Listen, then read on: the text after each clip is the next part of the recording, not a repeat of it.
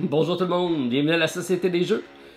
Vous savez sans doute déjà, le Valhalla est un royaume réservé aux guerriers vikings qui sont décédés sur le champ de bataille, qui ont prouvé leur bravoure. Mais voyant que c'était peut-être pas un incitatif suffisant, Odin a décidé d'ouvrir les portes du royaume aux meilleurs bands de musique rock de la contrée. Alors, c'est ce que nous propose Ragnarok Star, un nouveau projet Kickstarter de la compagnie Perte et Fracas. Sans plus tarder, on regarde ça à l'instant. C'est parti!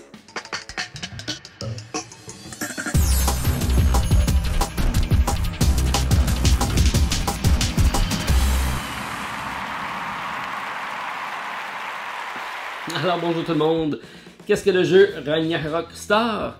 C'est le tout dernier jeu de la compagnie Perte et Fracas, des concepteurs William Aubert et Dan Touvenot. Compagnie française qui nous arrive avec un jeu grand public, un jeu à une thématique très forte, très originale, très humoristique, c'est ce que j'aime beaucoup du jeu. Alors ici on a affaire à un concours de musique dans lequel on va incarner un band de musique rock de vikings. On va devoir se déplacer d'une région à l'autre pour aller récolter le maximum de fans et le groupe qui aura récolté le maximum de fans sera élu groupe officiel du Valhalla et pourra accéder au fameux royaume des guerriers, même si eux, ils savent faire, c'est jouer de la musique. Alors je trouvais ça très intéressant et surtout très bien amené au niveau de la conception artistique, ne serait-ce que par le nom des différents bands. Ici j'ai Green Dead, j'ai Yellow Tambourine, on voit les liens de suite, Red Zeppelin et Blue Sabbath. Très thématique, très rigolo tout ça. Alors chaque joueur aura un petit plateau ici qui servira à faire notre programmation d'action, puisque c'est un jeu de programmation d'action qui se joue en simultané. Donc on va avoir chaque personnage son plateau de joueurs. On va pouvoir donc attribuer sur chacun de nos personnages. On a un chanteur, un guitariste, une bassiste, un drummer et un clavieriste. Donc c'est différents personnages qu'on va pouvoir programmer pour aller essayer de se déplacer avec notre drakkar d'un secteur à l'autre de la map pour aller récolter des fans qui apparaîtront et tout ça, mettre ça dans nos gradins pour éventuellement aller remporter la partie. Alors, façon de marquer des points en allant récolter des fameux fans de différentes factions, si on veut, donc des jeunes hommes, des jeunes femmes, des vieux adeptes de musique et des vieilles dames. Donc, si on remplit une ligne, on a un point de victoire. Si on remplit une colonne également, on a un point de victoire. Mais on a également la possibilité d'aller faire des contrats pour bonifier nos actions. Alors, ça reste en partie visible, en partie caché au niveau des pointages, qui fait une belle, beau suspense au niveau de la partie. Donc, lorsque tout le monde a récupéré leur plateau de jeu, on va également leur attribuer 3 contrats. On va les regarder et on va en choisir un parmi les 3. Donc ici j'ai Highway to Valhalla, c'est ce que je dis, les jeux de mots sont très bons. Donc à tout moment je peux offrir un de mes fans à un adversaire et réaliser le contrat, ça me donne un point de victoire. Ici j'ai Surfing with the Viking. Alors je peux déplacer 2 fois mon drakkar dans un même tour. On va voir comment ça se passe et à ce moment-là faire un point de victoire. Ou je peux avoir Red Hot Girly Pepper. Encore là, très rigolo. 3 points de victoire sur celui-là si je suis capable d'aller à l'île Rolling Stone. Encore là.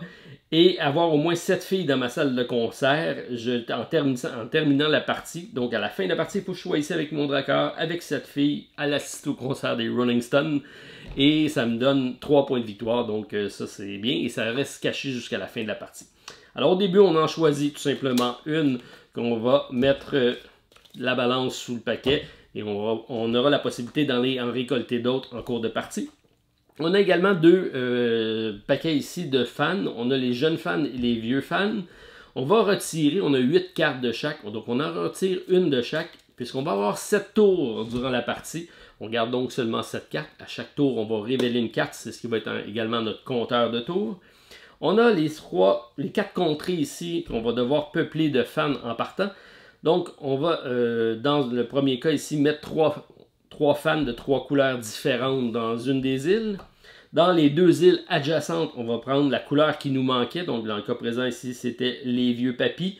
J'en mets un dans chaque. Ensuite, je prends les 3 autres qui me restent, puisque je vais avoir 2 de chaque couleur, et je vais les distribuer aléatoirement sur les 3 îles qui sont en face. Donc, j'ai une île avec 3, 2 îles avec 2, une île avec 1. C'est donc la façon de positionner nos meeples de départ, nos fans. Ensuite, on a un aspect très intéressant du jeu, c'est de la glace, puisqu'on va se déplacer ici avec nos drakkars et accoster dans chacun des parts. Mais on a 3 glaciers qu'on va placer dans notre aire de jeu. Donc, lorsqu'on fait la mise en place, on va commencer par bloquer le part où on a 3 fans. Alors, on prend celui-ci. Et on voit ici que le port est complètement bloqué. On ne peut pas y aller. On va mettre face à celui-là, celui qui a seulement un passage entre les deux. Donc, il y a de la glace qui se forme et nos fans peuvent se promener d'un secteur à l'autre. Et le troisième, on va le garder en main, puisque à chaque tour de jeu, il y aura le maître des glaces. Et le maître des glaces est quand même pas à négliger, parce que c'est lui qui va changer le cours de l'histoire lors de chacun des tours de jeu. C'est la météo, ni plus ni moins, qui va changer. On y revient à l'instant lorsqu'on va placer notre tour de jeu pour vous expliquer comment ça fonctionne. Donc, on a nos drakkars dans le centre. Chacun des personnages ont leur tablette. On a notre contrat qu'on va garder secret. Nos différents fans sont positionnés. On est donc prêt à commencer.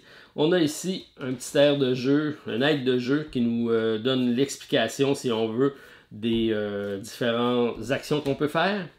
Donc, c'est très simple. Au début, on fait le déplacement de la glace, mais qui est le premier joueur? C'est celui qui aura, parce que l'on parle de bande de musique rock, et celui qui est autour de la table aura les cheveux le plus longs, sera premier joueur. Inutile de vous dire que je ne serai jamais premier joueur de ce jeu-ci. Mais donc, à moins que je joue seul, parce que présentement, il n'y a pas de variante solo. C'est un jeu, effectivement, qui a beaucoup d'interactions entre les joueurs. Tout se joue en simultané. Je pense pas que ce soit le jeu idéal pour avoir une variante solo. C'est vraiment à son meilleur lorsqu'on est... c'est de 2 à 4 joueurs. Disons qu'à 4 joueurs, je pense que c'est là qui est très bien. Mais la map étant très très petite, on peut avoir du plaisir à y jouer à partir de 2 joueurs sans problème. Donc, au début de la partie, celui qui a les cheveux les plus longs aura une tuile, donc la tuile glace qui va rester en main. Donc, le maître des glaces, ce qu'il va faire, c'est qu'il va sélectionner une des 2 tuiles de glace présentes sur le plateau. Parce qu'à chaque tour, il va toujours avoir 2 tuiles de glace présentes. Donc, je peux dire, je vais débloquer le part qui est ici. Et je vais le donner à un de mes adversaires qui deviendra le prochain maître de glace. Donc, je peux décider de le donner à Red Zeppelin, qui sera mon adversaire.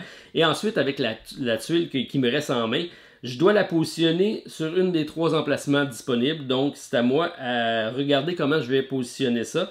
Donc, je pourrais très bien dire, je vais mettre ça ici. À ce moment-là, j'ai bloqué cet emplacement-là. C'est la première étape de notre tour de jeu, c'est le déplacement des glaces. Ensuite, on fait la programmation des actions. Donc, chaque joueur a une tablette comme ça ici, qui va avoir avec un marqueur qu'on va utiliser pour déterminer nos différentes actions. Si on passe en revue, qu'est-ce qu'on peut faire? Donc, le chanteur qui est ici, il peut aller ici signer un contrat avec Nordic Record.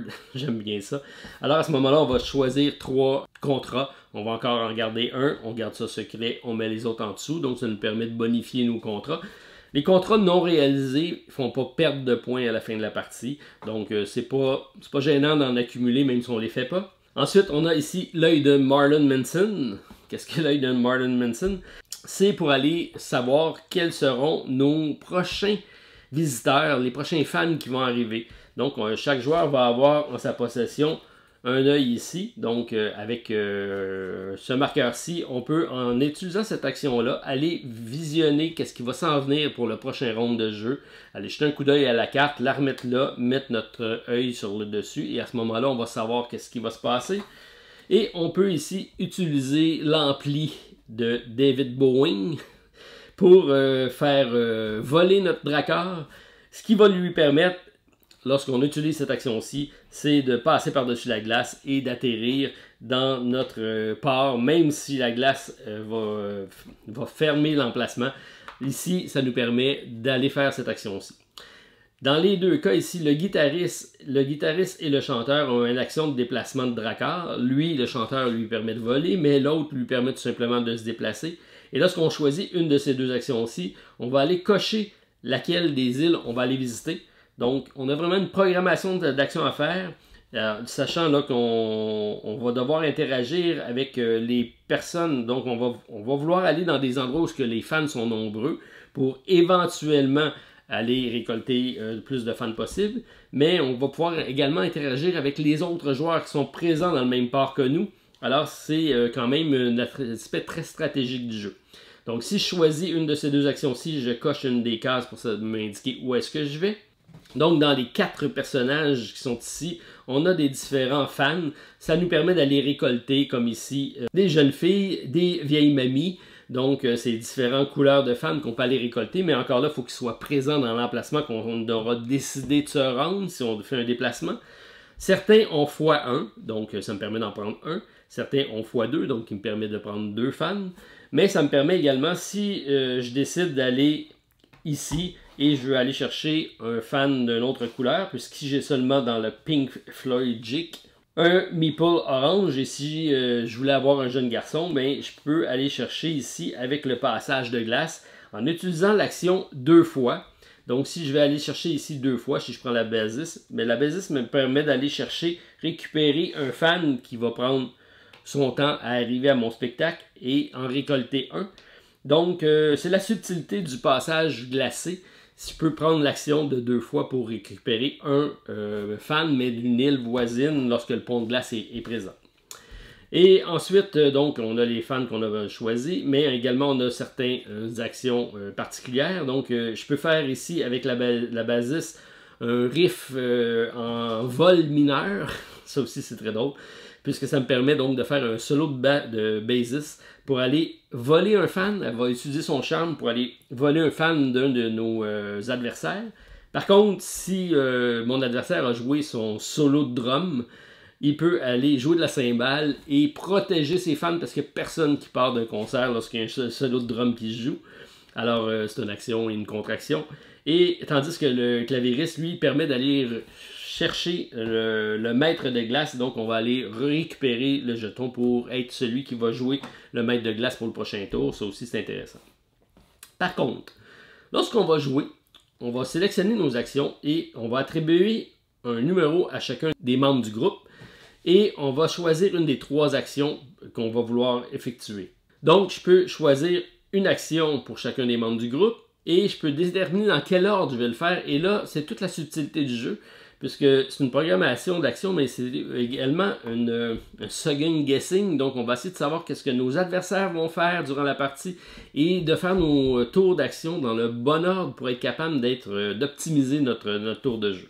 Donc, si je suis ici le joueur jaune avec Yellow Tambourine, je pourrais dire je vais essayer d'aller à Mother Fisk pour aller récupérer des fans. Donc, ça me permettrait d'aller chercher ici, j'ai 2 garçons. Donc, je pourrais dire je vais prendre le basis ici pour aller en 2.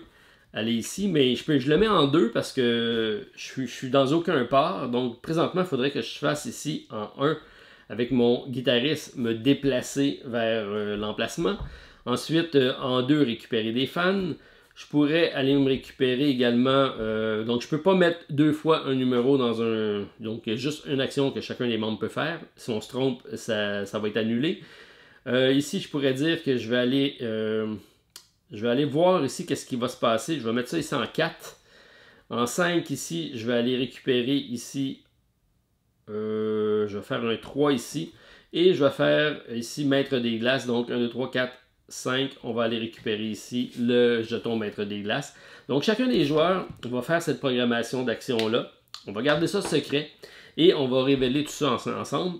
Alors lorsque tout le monde a fait sa programmation d'action, on le fait de face cachée. On va dévoiler notre programmation. Et avant de faire les actions proprement dites, on va passer à la phase arrivée des nouveaux fans. À ce moment-là, on va tourner la carte du premier ici et on va ajouter des fans supplémentaires selon l'emplacement ici. Donc, on regarde ici dans le Rolling Stone, j'ai des filles.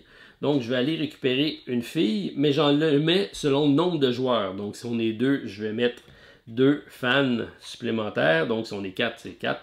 Vous avez compris. Dans le cas présent ici, j'ai un jeune homme qui s'en va ici dans le Kislenja. Alors je rajoute ici un jeune homme. J'ai un papy fois le nombre de joueurs ici qui s'en va dans le Mother Fisk. Donc on a dit qu'on en avait 2. Et j'ai une grand-maman qui va aller voir Pink Floyd. Pink Floyd. Alors un autre orange qui s'additionne ici. Donc à chaque tour, on va accumuler un nombre de personnages ici. Donc on va tout simplement défausser nos cartes, puisqu'on va avoir la possibilité d'utiliser l'œil éventuellement pour aller voir ce qui s'en vient à l'autre tour. C'est important de savoir ce qui s'en vient parce que l'action de mettre des nouveaux fans arrive après notre programmation d'action. Donc ça peut être intéressant de savoir ce qui s'en vient. Les fans sont arrivés, on va passer à la phase de résolution d'action. Donc tout le monde va prendre sa tablette et on va les passer, non pas dans l'ordre des personnages, mais bien dans l'ordre de numéros qu'on a mis. Donc dans mon premier cas, je vais activer mon guitariste comme un déplacement. Et là, chacun, on va faire l'action en même temps. Alors c'est ce qui fait qu'à un moment donné, ça va devenir très stratégique. Donc dans mon cas, j'ai décidé d'aller, on a coché ici, j'ai coché Mother Fisk. Alors je bouge ici, j'ai fait mon action. Alors le rouge aurait pu décider d'aller là, le bleu aurait pu décider d'aller là, et lui il aurait pu décider de rester là puis prendre des contrats. Donc ça va vraiment être une belle stratégie. On va essayer de deviner qu'est-ce que nos autres personnages vont faire autour de la table, puisque on va se disputer le même pool de fans, et là ça devient très intéressant. En 2, j'ai utilisé ici ma guitariste. Alors j'ai malheureusement pas 2 ici, je peux très bien en récupérer un. Si je suis seul, je vais le prendre. Si on est plusieurs à faire l'action, à ce moment-là, on va se séparer équitablement le nombre de fans présents. Et dans le cas d'égalité, ben, il va rester là. Alors, ça peut être très bien une stratégie qu'on va faire. On va aller bloquer un adversaire. Donc, dans mon cas ici, je vais le récupérer et je vais le mettre sur mon plateau ici. Donc, j'ai un premier fan. Sachant qu'on doit faire une colonne au complet pour faire un point ou une ligne au complet pour faire un point. Et les excédents iront dans ce qu'on appelle la fosse. Donc, aller danser devant la scène. Ça donne pas de points, mais ça va servir à départager des égalités, surtout en fin de partie, parce que lorsqu'on est égal, c'est celui qui a le plus grand nombre de fans qui va le remporter, donc d'avoir des fans dans la fosse, ça peut être intéressant également. En 3, donc j'ai décidé d'utiliser ici mon drummer pour aller récupérer 2 oranges. Je suis ici, encore là j'en ai seulement un, malheureusement, donc j'en prends un, je le mets ici. Et en 5, j'ai décidé de prendre mon clavieriste pour aller récupérer le jeton de maître de glace. Donc, ça sera moi qui décidera l'emplacement au prochain tour. C'est aux 7 tours. À chaque tour, on va tourner une carte et on va avoir des emplacements qui vont s'additionner de plus en plus avec des meeples. Sachant qu'on va essayer éventuellement de faire un maximum de colonnes. Donc, on va pouvoir aussi savoir nos adversaires s'en vont où. On va avoir une fosse, mais il y a certaines cartes qui peuvent être intéressantes à utiliser. Comme à tout moment, si je peux offrir un fan de mon choix pour la donner, pour remporter ce contrat-là. Donc, je peux très bien prendre un fan de la fosse qui ne me sert pas et la donner à mon adversaire qui, ça sera peut-être pas idéal pour lui d'avoir ce type de couleur-là de fan. Donc, les fans de la fosse peuvent servir également à ça. Ça, c'est assez intéressant. Alors, comme vous voyez, c'est un jeu qui se joue très rapidement, qui se joue surtout en simultané, ça c'est super bien, donc il n'y a pas de temps mort. On va devoir, il va souvent avoir des interactions avec les joueurs du fait qu'on va on va être bloqué. Il y a quelqu'un qui va essayer de voler un fan, mais l'autre va jouer un solo de drum pour pouvoir l'empêcher, ou on va le faire dans le vide parce que l'autre ne sera pas là. Donc ça crée des situations assez intéressantes à ce niveau-là. Et comme c'est très restreint, on évite dans les pattes un des autres. L'aspect de jouer avec la glace, ça aussi, ça va changer bien des choses. Je peux même emprisonner quelqu'un là en mettant de la glace. Il va être obligé de prendre son ampli pour pouvoir sortir de la glace, donc jouer le chanteur. Alors, il y a plusieurs stratégies intéressantes à ce niveau-là. Je peux très bien décider de rester là pour récupérer des fans, puis aller chercher avec le pont de glace d'autres fans de l'autre côté. Alors, quand même assez très bien pensé comme stratégie de jeu. J'aime beaucoup l'aspect humoristique, comme je vous ai dit. Beaucoup de clins d'œil. On a également une extension des extensions qui vont arriver. J'en parlerai pas trop longuement parce que ça va sûrement faire partie des stretch goals. Mais ici, donc, j'ai les guests, des invités, des artistes invités qui font leur apparition. Donc, ici, j'ai Freddy Valkyrie, qui me permet donc de faire une programmation de 0 à 5. Donc, je vais avoir une action qui va apparaître à 0. Je risque de la faire avant tout le monde, donc c'est assez intéressant. Alors ça s'additionne. On a également un autre membre du groupe qui peut s'additionner ici. Donc, on va ajouter une plaquette qui va nous permettre de faire des actions supplémentaires. Ça aussi, c'est assez intéressant.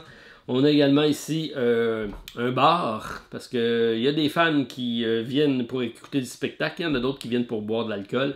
Et là, on va devoir essayer de se débarrasser de ces membres-là, parce que ça va être des points négatifs, mais on peut les envoyer dans des concerts de nos adversaires, donc c'est assez intéressant.